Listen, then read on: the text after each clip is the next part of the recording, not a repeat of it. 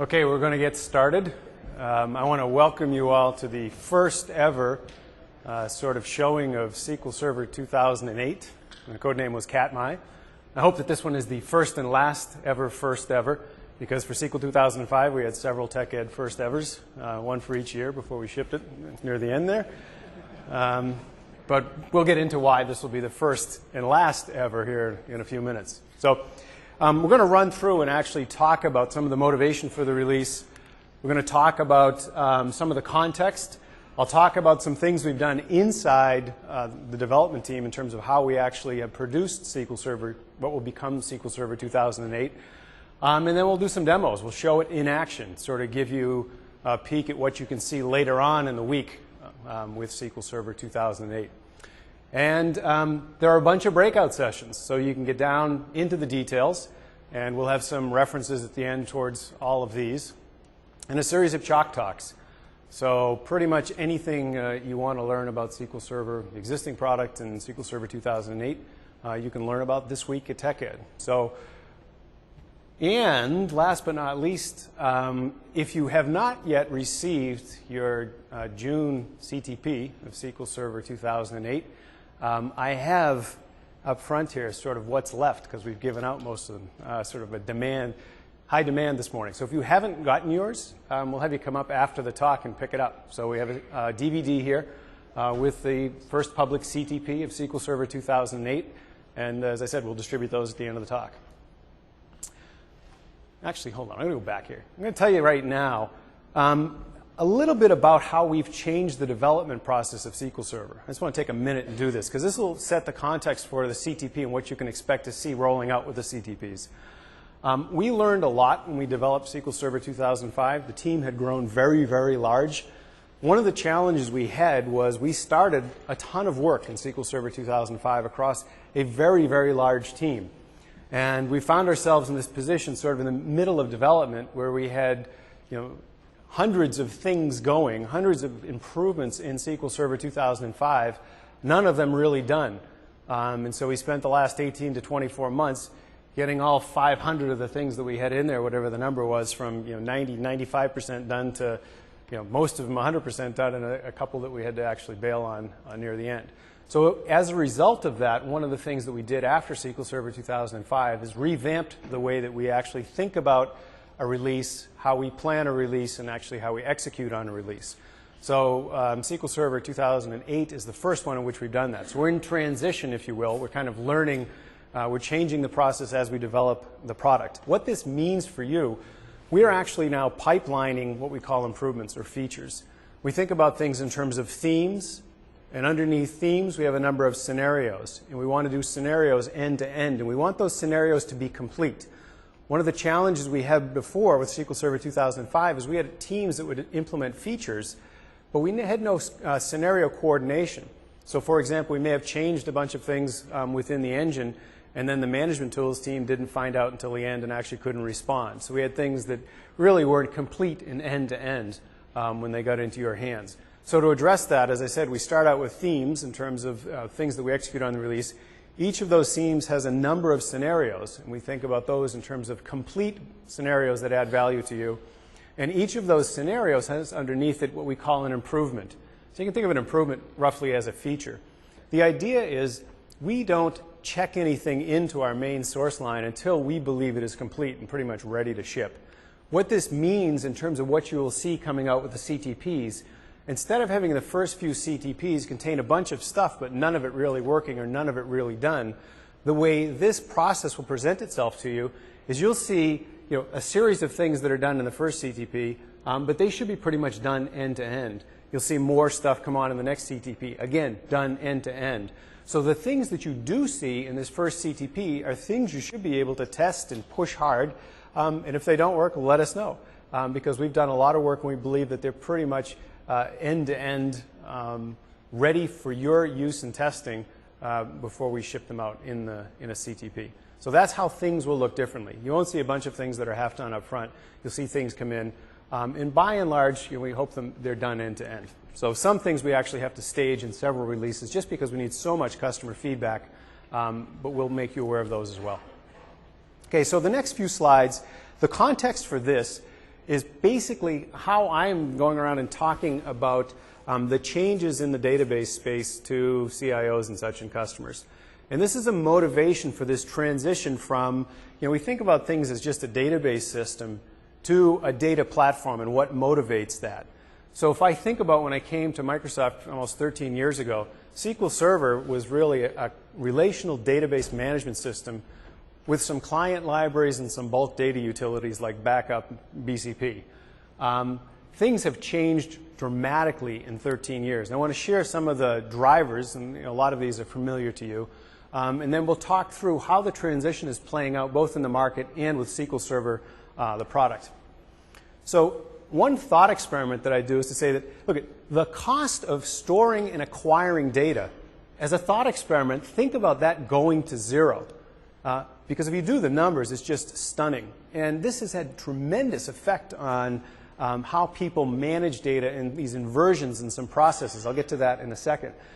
It used to be the case that people would put systems together, they would design a schema, they would decide how to load data into that schema based upon what questions they wanted to answer. They knew all of this stuff up front. Now what we see, people just storing data, whatever's coming off, whether it's coming from business activity monitoring, whether it's coming from RFID sensors, whether it's coming from other activities, most things today are now born digitally. If you go back 50 years ago, we paid armies of people to key punch stuff in a digital form such we could run it through data processing. Now, having it all born digitally gives us the opportunity to get more value out of it. And it's so darn cheap to store that people are now storing it, not thinking through up front in many cases what questions they're going to answer. The problem we had with people 2 and 3 years ago is they would throw things out. They would distill data to put it into the data warehouse, and then 6 months later realize, gosh, I wish I could ask those questions, but in the process of loading the data, I actually throw out information and facts that I could now make use of. So with this drive down in storage, there's a huge change there. Form factors. The data is moving up and out. There's a lot of people talking about consolidation, other sorts of things. But in my mind, data is both moving up and being consolidated, but it's also moving out. A lot of us are carrying around data on smartphones, on our devices, moving up to the cloud. So we see data moving across a number of form factors, and the implications there are, how do we care for it? How do we protect it? How do we synchronize it across all of those tiers? And we'll get into that. All different types of data types. So if you go back 20 years ago and you walked up to someone, you just landed from Mars, and say, hey, in 20 years you're going to be carrying around a device in your pocket that's going to have tens of gigabytes of storage, and you know what? All of your music, like thousands and thousands of tracks, is going to be managed in a database and stored digitally on this thing you'll carry around with you. People would have looked at you like you were nuts. And now we do actually, in fact, store these things. Other data types, digital images, whether they're from photography or whether they're from medical images, IM streams, people looking to index them, to maintain them, to protect them, all now being part of what we need to track in the traditional database world.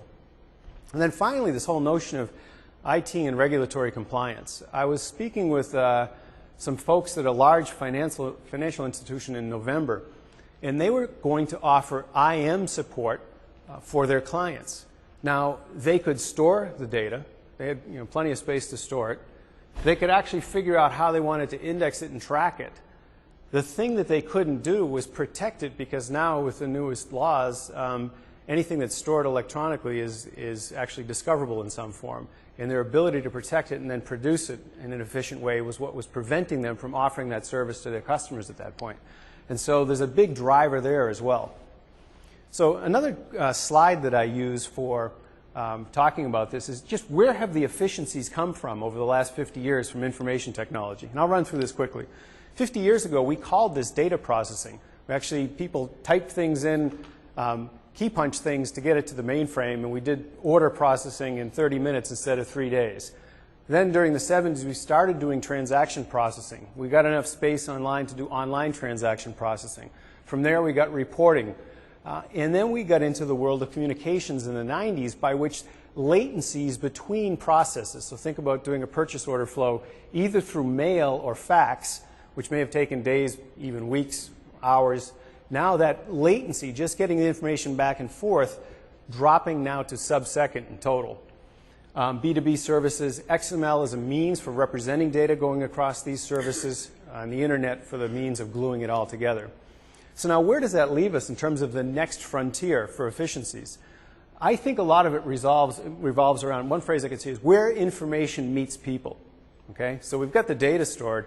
How do we turn it into insight, and how do we get it to the right people so they can act on it? So things like knowledge retention and retrieval. If we can just store everything, the question is how do we get back at it? And the stunning thing is, you go back to the first PC you had if it had 10 megabytes on it. Now, we've got I've got a 100 gigabyte hard drive, and I pretty much just carry everything on it and copy it from machine to machine on my notebook. Challenge then, how do I get at it? How do I find things that I've stored on there? Services overall data, we'll talk about this. And then reducing latency in those processes where information meets people. How do you turn things around, make decisions quickly, record the decisions, and move on? So the umbrella for this could all be where information meets people. I believe that is the next frontier, if you will, for information technology efficiency. We'll talk about that. So another lens on this, we talk about the pre-monolith data processing. Monolith in terms of getting things together in single databases, where I pulled everything together in one database, started one transaction, made changes, committed it, and the world looked different. Then if you think about sort of the late 80s and through the 90s, it was where the data monolith actually ruled. And if you think of very, very large-scale enterprise applications, these were forces for pulling data together in one place. In fact, they were forces for people to redesign and re-engineer processes in their business. So for some very large-scale enterprise applications, many companies, when they first deployed them, had to re-engineer their business processes to fit in to whatever was modeled within these large enterprise applications. But it was worth it for them based upon the value that they then got out. And what was interesting is we had these very large monoliths, and we started to glue them together. So if you think about EAI, a means of actually, instead of thinking it in the context of master data management, he thought about it in the context of actually getting the data from the HR system in through the ERP system and work scheduling system. So EAI was sort of this transitional thing. So another way of looking at this, through about almost the turn of the century, forces generally tended to pull data together in one place to process it, from the mainframe out through large enterprise applications. Then, around 2000, the natural forces in data started to pull it apart, whether it was due to scale, whether it was due to business-to-business services, service-oriented architectures, getting information out to devices. It really did tend to pull things apart. And so now we've got this coupled with all of this data coming together. The other way of looking at it, and I think this is a really important thing, is you go back, say, 40 or 50 years ago, it was machine-centric. We had a couple $1 million mainframe. We brought the information to it and did our work. Then it became application-centric. I think right now we're really at the cusp of turning things into being data-centric. You focus on the data, and then the applications are around it. So in some sense, it's what is at the center of the universe of all of this. And we are now making the transition into a truly data-centric environment. And that's what's driving a lot of us. So that's sort of some of the setup for this. And if we go through and think about SQL Server 2008, I'll talk about a few things here. We'll click through. And on the left, this enterprise data platform, the beyond relational, dynamic development, and pervasive insight. Those are the themes. So when we started going through and planning the release, these became the themes in which we talk about sort of the value in the release. Now on the right-hand side is sort of an interesting picture. At the bottom, we can see the various tiers or locations of data, whether it's on a device, mobile and desktop, or in a server, or having data up in a cloud. We want to be able to work across all of those tiers. And if we think of the services we provide over that data around the outside there, query analysis, reporting, integration, sync, search, and otherwise, if you go back to when I first started working on SQL Server in 1994, the services were pretty light. We had query, and we had some bulk utilities, load, unload, backup, and such like that. Our services, analysis, reporting, integration, synchronization, replication, search, have gotten much richer. Now, here's an interesting thing, and this sort of foreshadows a lot of the investment we made for SQL Server 2008. When we plumbed each one of those services, we actually built a stovepipe around the data model. So for synchronization, we said, how are we going to describe what we're synchronizing? We built a model for doing that. For OLAP, we said, how are we going to describe information cubes and how are we going to describe the entities that are in the cubes? We built a model for that. Within reporting and Report Builder, we built another model for describing those. And what we realized in doing this is to say, okay, we can converge these things around a single model. So when you start thinking about how to manage this data in a platform sense and build services on top of it, you need a common base in which to build those services such you don't have to re-describe things over and over again. So the interesting thing, the way I think this plays out, I've heard it many different ways, but a lot of people have said, okay, it's about the representation. When we introduced native XML support in SQL Server 2005, many customers said, oh, now my life is great, because I'm just going to think about things as XML end to end. And they'd start describing to me how they were going to use XML to build their order processing system. And I'd have to, Michael Reese is up here, he's one of our XML gurus. I'd have to kind of slow him down and such. It was about representation, because people thought if they had it in one form or another, their lives would get easier. The way I think about it, conceptually, a purchase order within some domain, and that domain could be your company, a set of applications, is realistically the same thing. It has the same set of attributes. Now, when that purchase order is being printed in a document, it's still a purchase order. It's in one representation. When it's in an XML fragment going back and forth between web services, it's still a purchase order with the same attributes, but its representation is different there. When it's stored in a relational database, it's still a purchase order, different representation there. If I'm programming against it in a CLR, still a purchase order there. When it's on a form, again, it's still a purchase order. So we said, how can we make use of this and allow you to describe the purchase order once and then make use of that same conceptual entity across all sorts of those representations without having to recode it for all of those environments? And if you look in the middle here, where it says entity data model, that's sort of the means for pulling this all together. So SQL Server 2008 is just the first step on this bigger vision. And if you look at it, just in what we're shipping in SQL Server 2008, you can see part of it. But again, this is part of a very, very big vision in terms of how this plays out as a platform going forward. So we used to have this slide, and this is sort of the eye chart slide. We had some of you might remember, we had a slide in the SQL Server 2005 deck, which people would say, what's in the release? And it was this nut to 10-point font on a PowerPoint sort of thing. So this is, people ask me, okay, is SQL Server 2008, it's a tiny release, is it a bigger release? It's a very interesting release. There's a lot in it. And so one way of saying this instead of being 10-point font is a 14-point font. So this is, you can say that SQL Server 2008 is a 14-point font release. And there it is right there.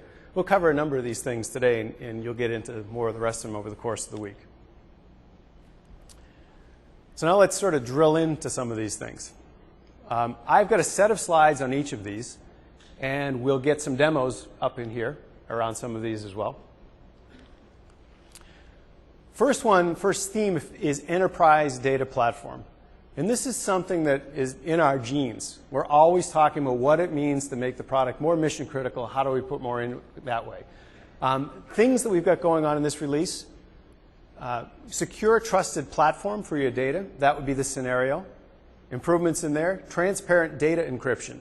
The ability to just mark the application database as encrypted and not have to worry about what you do beyond that. So with SQL Server 2005, we introduced encryption primitives.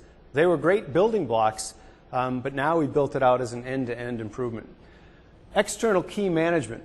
We built key management into SQL Server 2005, but more and more people in larger enterprises are using third-party key management solutions. And this improvement allows us to integrate with some of those solutions for those companies that have adopted a third-party or enterprise key management strategy. Data auditing. We always had the ability to sort of audit certain sets of changes. Now we have Audit DDL, in which you can actually audit someone who's changed a particular attribute beyond a specific value, who's done what, when to the data.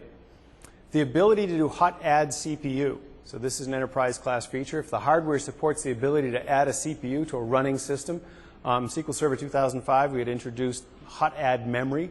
Now we've got hot add CPU. And then transparent failover. This is an enhancement to the database mirroring work that we had done for SQL Server 2005. Productive policy-based management of your infrastructure. Some of you who went to the keynote saw a glimpse of this morning. We're going to do a demo of this in a few minutes. And one way I think about this is as data moves up and out, so there are forces pulling together things for consolidation or other forces tending to pull things apart. And one of the challenges when you scale things out and distribute data, how do you get your management costs to stay relatively constant while you increase the number of servers? And one framing of this, if you have 1,000 SQL servers deployed, if you step back and thought about it, you actually might have a handful of classes that they would all fall into. There's some that would be SQL servers that live under someone's desk, their development machine, you don't really care too much about that. Others might be smallish work group applications. You want to make sure I've got a backup strategy on that. Maybe I just do a simple backup once a night. Others are mission critical and fall under a different set of service agreements and such. So if you were actually able to define those handful of policies, and then instead of having to turn the knobs on all 1,000 servers to get them to fit into one or another, if you could define the policies and then when you introduce a server, fit it into one of those policies and then make sure that it stays within those policies, and if it falls out of compliance with what was specified in the policy, that you could find out about it and then actually make the changes in some cases automatically, that would be a wonderful thing, and that's what we're talking about here. So server group management aligned with that, streamlined installation, and then integration with enterprise system management. So one more slide. Dan's going to come up here and show us that in just a second. Optimized and predictable performance. So one of the things that we found in very, very high-scale systems, people want to be able to collect and trend performance data. And so we've got a performance data collector, which we can build a performance data warehouse out of, and then do trending capacity analysis, capacity planning out of that. The ability to analyze that performance data and make recommendations and trends. Data compression, the ability to do aggressive compression on the data, saving both in storage costs and just bringing more and more data together. Now, the interesting thing from a hardware perspective is that the CPU speed has gotten so much faster relative to disks that the ability to compress things, bring them through much of the system in compressed form, and then decompress at the latest possible point. We used to think of compression as being CPU intensive, but the CPU power has gotten so fast, or we've gotten so large, that we can actually afford to do the compression and decompression, and it makes more sense for us to actually get more data per gulp, if you will, and then decompress later on. So data compression paying off in multiple ways.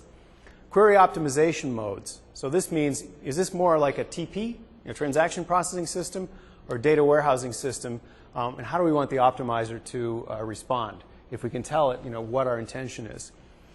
Resource governor. In these consolidated environments, more and more people want to be able to apportion resources to various classes of user, classes of query and such. And so the resource governor is an improvement for that. And then backup compression. A lot of people have been asking for several years for us to introduce backup compression natively in the product, and that will appear with SQL Server 2008 as well. So now with that, I'm going to turn over to Dan Jones, who's up here. Dan is the improvement lead for all this, the magic, and we're going to switch over to show some of that. All right. Okay. Can everybody hear me okay? Great. All right, I got to do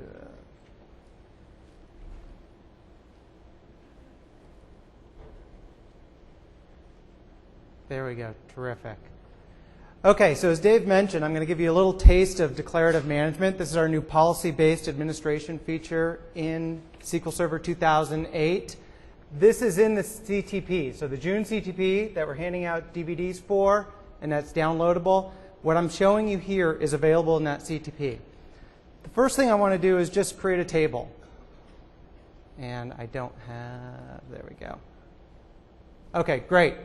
Nobody ever got applause for creating a table, right? Yeah. All right, thank you. Yeah. Okay, now that's all great and interesting. You can create a table. However, I have a policy on this database that prevents tables from being created in a DBO schema. This allows DBAs to control the system so that people don't inadvertently do things on the system that they don't want them to do. So let's try to create a table in the DBO schema. Aha. My table create failed. And it failed because we violated a policy. What happened there was we intercepted the create table transaction. We went out to see, are there any available policies, any active policies on the database? Lo and behold, we found one. We evaluated the table create against that policy because it violated the policy, and the policy was set up to prevent those types of changes because we don't want the database to come out of compliance. We failed the transaction and rolled it back. Now let's take a look at a policy in a different type of mode. So there are certain classes of policies that you don't want to prevent the transaction from occurring in the system, but you want to record the results of the transaction or the results of the policy. So we're going to create a little database here, and I happen to know that I have a policy governing create database that says auto shrink must be false. Now I just set auto shrink to true because I want to violate this policy. So now the database is being created. On a separate thread of the create database, we're evaluating the policy. Perfect. So our database got created. So there's my test DB. Now that looks a little bit different. I have this icon out here that tells me that the database is now violating some policy. It's out of compliance with policy. Let's go find out what policy it's violating. So we'll jump into the database and we'll view our policies. There are 2 active policies on this database. One, we're in compliance. Our compatibility level is Katmai or SQL Server 2008. Our database settings, though, shows us that we're out of compliance. So let's run this policy and see exactly where we're out of compliance. We can drill into the policy. The policy defines the setting for 4 different properties: auto close, auto shrink, update stats, and create stats. Auto shrink, the expected value is false. The actual value is true. When we created the database, we set it to true, so we violated that policy. Now, what do you do from here? You want to bring the database back into compliance. Well, there's a few ways you could do that. You could author up an alter database script to set auto shrink to false. You could go back to Object Explorer, right-click on a database, bring up the database properties, find the auto shrink property, set that to false, and save those changes. Or we could let the policy do the heavy lifting for us. We can use the policy to reconfigure the database and bring it back into compliance. So here I'll select Configure. It reran the policy, configuring the database to comply with it, and now our auto shrink is set to false.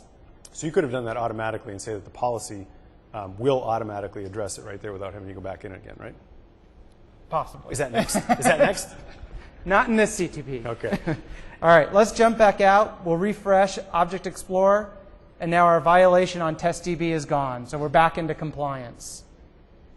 If you want to learn more about declarative management, I have a session Wednesday morning, 10:15, where I'll jump through declarative management in a little more detail, and I'll also review many of the other manageability features that we're bringing online with Katmai. Super. Thanks, Dan. Good job.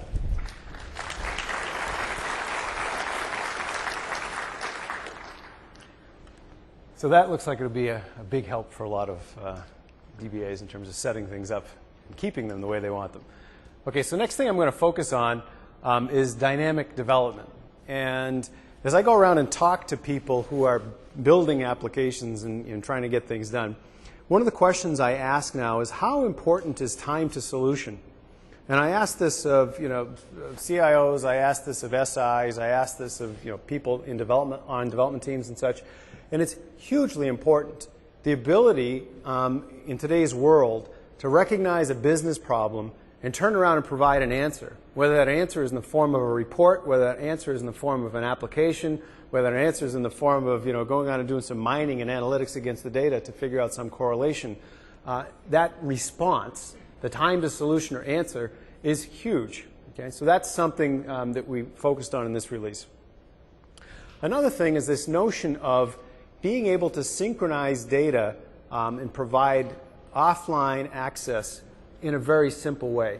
So for those people who had moved to Outlook 2003 on Exchange with cached mode, it was a beautiful thing. I didn't have to synchronize before I left anymore. When I had connectivity to the network, things would synchronize. If I lost connection, I wouldn't really even know it. my mail would tend to accumulate. As long as there was something there in my inbox that I could work on, life was good. I'd stop at the airport, fire up the wireless, things would go back and forth, and it was actually a very nice environment. It took a lot of work to be able to pull that off between the Outlook and the Exchange teams. Our view is that we would like to enable application developers to be able to do that style of application without tens or hundreds of person-years of effort. And that's one of the things that we're working on in concert with the Visual Studio team in this particular release. So we'll talk about those real briefly. I'm going to go back and motivate sort of this notion of entities real quickly again. So in the storage platform, we'll get into some of the details in this in a minute. We've had relational data in the platform for 15 years. We've had XML data in for a number of years natively in the engine since SQL 2005. Being able to do a great job in terms of streams of data, we now have something we'll talk about here in a few slides with SQL Server 2008. And then spatial data. We'll talk about, we have something in there for SQL Server 2008 as well. So more and more types of data being known to the system. So frankly, I think that space and time, not in the sense of date time, but time in the sense of being able to go back and forth within the database, will be integral parts of the data platform as we move forward. So, and then we have these services, sort of these things that we've provided over all of these forms of data. And I talked before about really what you want to think about are the business entities and customers and orders. So when you write a report, you want to write a report on customers.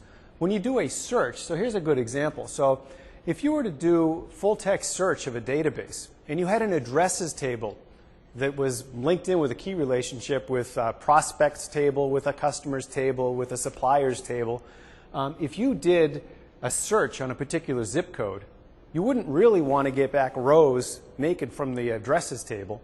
You wanted to see them in context. You wanted to see a zip code and those suppliers that were in that zip code. Those customers were in the zip code and such. And so the ability to describe the bounds of these things as entities really helps in that context as well. And when you go build an information cube and you want to see customers, my orders by my top customers by region over time, again, you want to do it at that level, not have to specify the joins across 3 to 4 tables to go produce a customer. So with that, the following things actually become much easier if we have this description.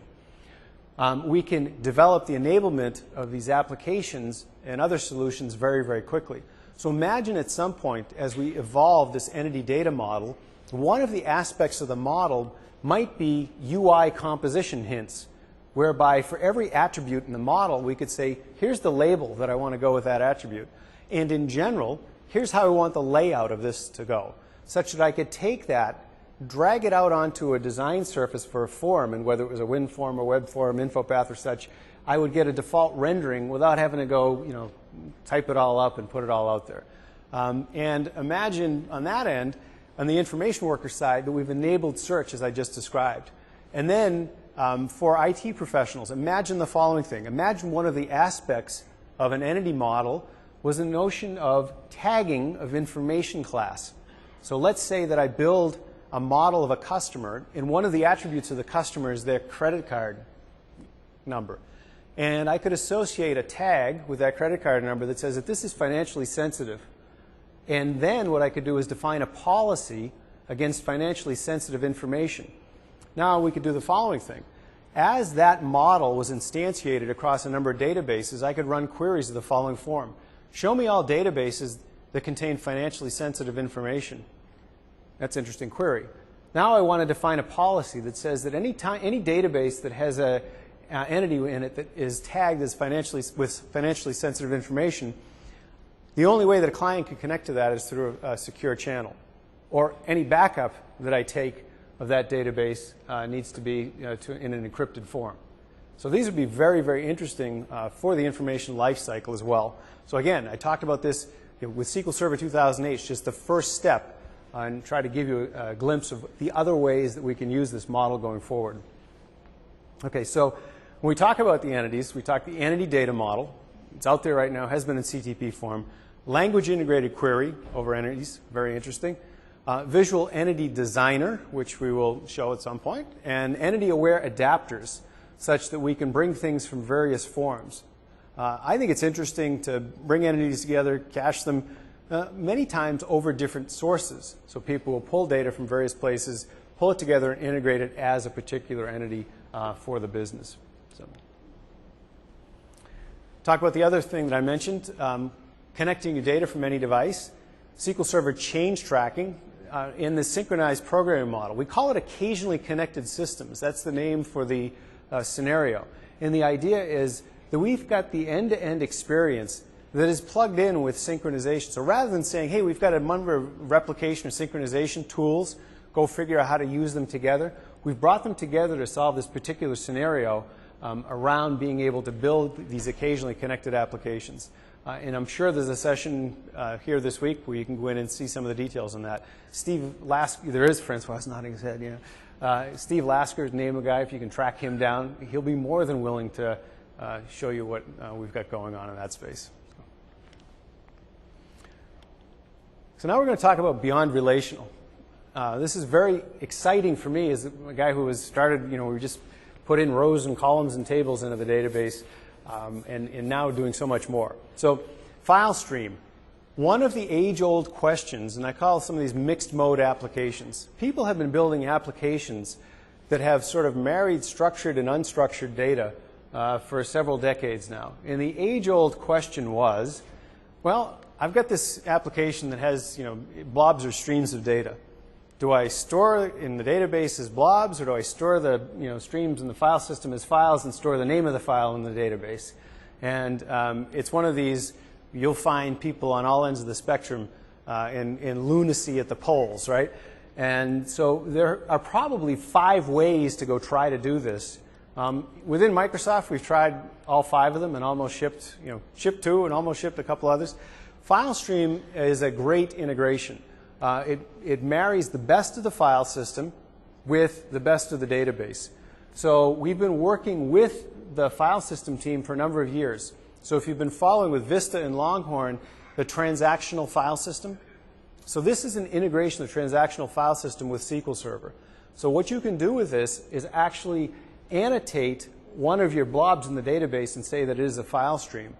And then the blocks are managed on disk by the transactional file system, but it's completely integrated with the database experience. So when I back up the database, it all gets backed up. I can do point-in-time restore, I can do roll forward and such. Now the interesting thing is I can go program against those things just as if they were blobs, but I can also go and get a Win32 handle or a stream to it and program against it in that way as well. And when I do that, we can just stream things right out through the memory manager within the operating system, and the performance is great. Okay, so there's a very tight integration, great experience there. Integrated full-text search. In SQL Server 2005, we integrated the admin experience around the catalog, being able to back it up and such. With IFTS, or integrated full-text search, we actually bring the indexes into the database. This affords us the ability to have the query processor reason over both the unstructured query, the full-text query, and other aspects of a query. So if you have a query that goes across structured data and unstructured data, we can now have the optimizer be aware of that. Sparse columns is the ability to have property sets, if you will. That's the way some people think about it. In having rows that might have hundreds or thousands of columns with a small subset of them populated and have it be very efficient in terms of storage. The other thing I didn't mention, didn't put on the slide here, is along with sparse columns, something we call filtered indexes. So what you would like to be able to do is if I have sparse columns and I'm going to build indexes over them, let's say one of my columns that is sparse holds some sort of status, and 10% of the rows in there have the status, but I want to build an index on that. I don't want to index all of the null values. I want to just index those that contain data. And it's not just a not null index. It actually has the ability to do some expressions within there as well and define a predicate on which the index is defined. So it's pretty interesting stuff there. Large user-defined types. So in SQL Server 2005, UDTs were constrained within a page size. And so now they're larger. You can define UDTs that are larger than a single page. And then, and last but not least, date and time data type. And for those of you Rocky and Bullwinkle fans, this is sort of like this time for sure, right? We had tried doing this. People have been asking for this for 10 years. So finally, we've got it done and done the way people want it. So people are excited about that. So, okay. And now, location. So being able to store and manage geometries. So many more applications are now geometry. We've got location awareness, GPS, and so it's very, very cool to be able to bring this into the database and build these mixed mode applications with respect to space and other structured data. So Michael Reese is coming up to join me. Now he's kind of like doing this without a net because I asked him to do this demo, and he's got it running on a machine back in Redmond. So he's VPN'd in from here through terminal server to a machine back there. And if it hasn't logged him out, he'll be able to demo it for us. It hasn't logged me out, but I will be back in a second. Okay, and I think we need to switch you over. I think you're Yes. on F. Is that what you were? Exactly. Let me see if I can hit that. Is that you? Yep, That's you. that's me. And you're going to share so we can get it on live meeting. Yep. Can everyone see it? Okay, thanks. So what you see here is a couple of small demos of our new spatial support, both spatial type and spatial indexing with SQL Server 2008. Both of these features, the new types, we have two types actually. We have a spatial geometry type that is for planar geometries like warehouse layouts, and then we have another two-dimensional spatial type called geography, which is for GPS coordinates. And the spatial indexing will be available in subsequent community tech previews. So this will not be in your June CDP. And that's also why I run that remotely. And what you see here is a virtual Earth or locallife.com image of our area here. You see here the Convention Center International Drive. And what I want to show you now is basically a point click intersection of such that when I click here, it will go back to the database, retrieve the information about the zip code area that is stored inside the database, and then will mash it back into as a layer on top of the map that you see here, and it will show basically what the zip code boundary is of the area where we have our convention center. So I click once here, and you will see that it will take a while until it actually shows something, and now we get the data back out of the database. Now, if I do the same, let me quickly refresh it. If I use the index that I have specified inside my database, and I do the same, click here, you will see that this information comes back almost instantaneously. So it's using the spatial type and spatial index. Yeah. That we've got. Just to show you what actually happened, I have a SQL profiler running here. And you see here the first query that I have been running is basically just a simple intersection. And if I go over here, oops, sorry, that's this one here. You will see that the intersection here took quite a bit of time, about, that's what I like.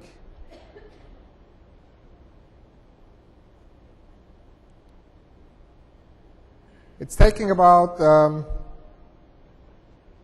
30 seconds for CPU without the index to find it, if it would ever stop still here.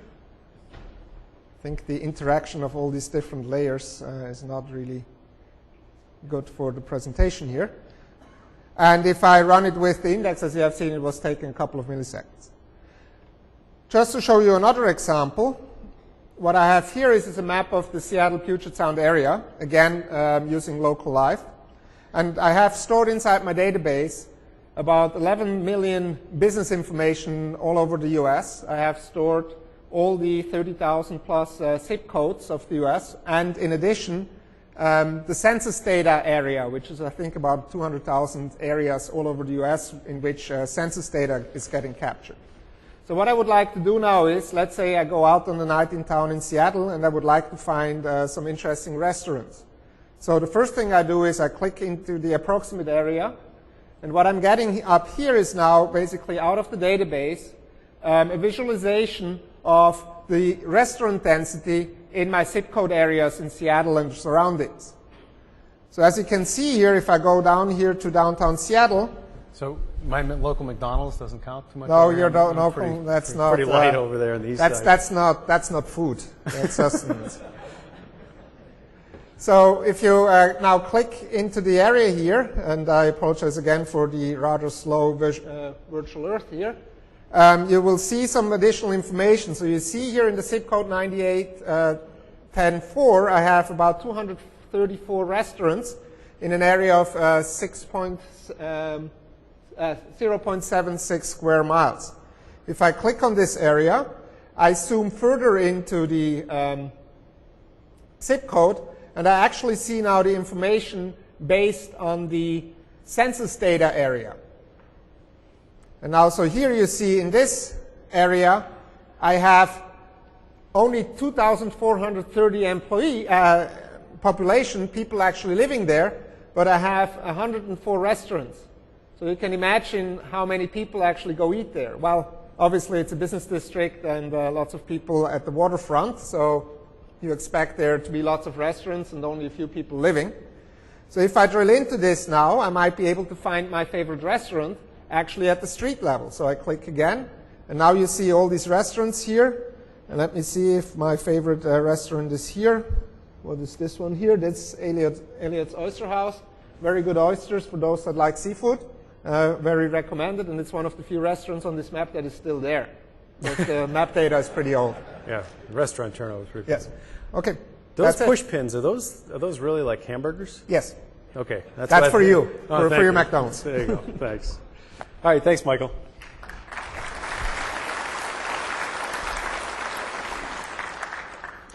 So the cool thing on that is the ability of bringing these scenarios together. And so we talked about, space pulling together with structured information in the database. There are more and more of these unstructured data scenarios where the unstructured data gets married, if you will, to structured data or process. And one example of that is I talk to folks sort of in the medical device space. So you can think of large-scale MRI and CAT scan machines that might produce a gigabyte or more of information from a full-body scan. And we would think about that as unstructured data. And not too long ago, that was still on film. So they were sort of just made the transition, if you will, to direct digital or born digital imaging. But now, that information, when it comes off the machine, is married directly with an electronic a medical record and also a workflow that corresponds to the encounter. Now, the interesting thing is that unstructured information, there's feature extraction going on.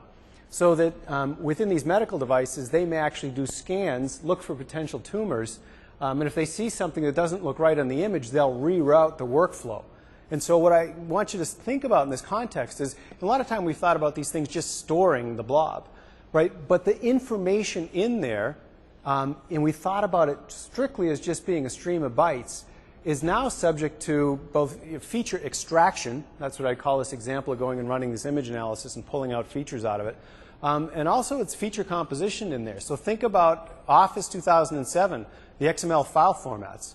So if you go back, in the older versions of Office, if I save something as an RTF file, or if I could look inside the binary file format, if there were a table in there, if I could write the code